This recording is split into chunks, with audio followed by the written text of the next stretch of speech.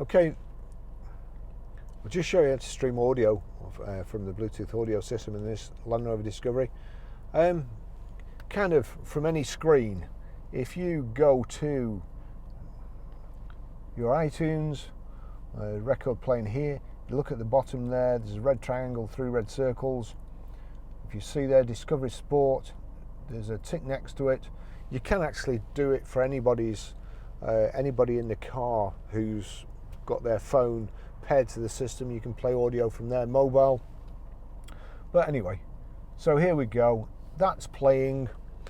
We go to see the clapperboard there and the musical note. Click that.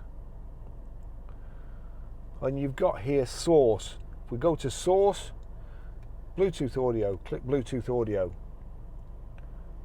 Now we'll just wait till that's showing.